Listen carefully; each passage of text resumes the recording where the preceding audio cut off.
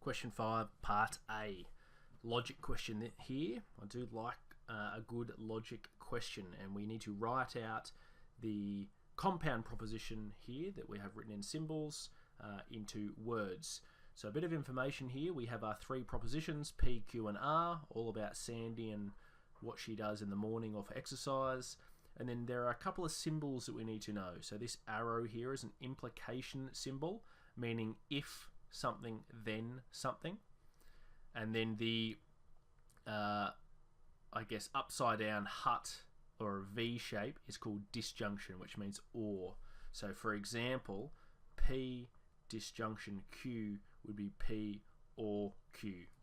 And then going one step further, when you have a V with a horizontal line underneath it, it means exclusive disjunction. So that means or but not both.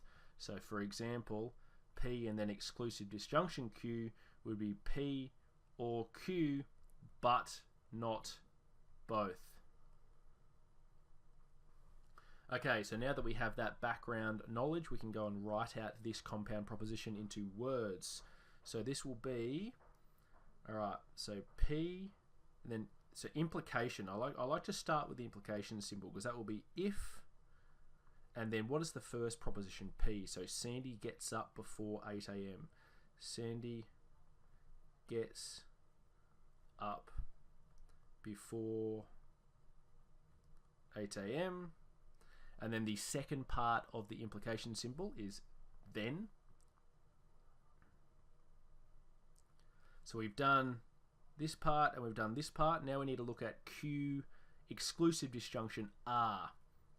And that will be Sandy goes for a run or Sandy goes for a swim, but not both of them.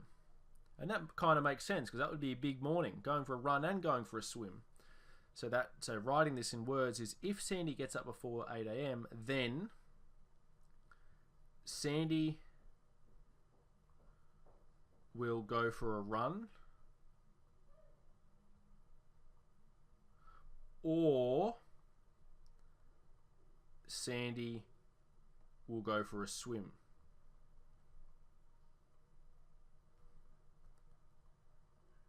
Now we need to stress here, because it's an exclusive disjunction, but not both run and swim. Because if we didn't add that on the end, she could do both. She could get up before 8 AM and then go for a run and go for a swim. But because it's an exclusive disjunction, it's just one or the other. Just going to remove this underline here. So here we have it. This is the answer to part A of question 5.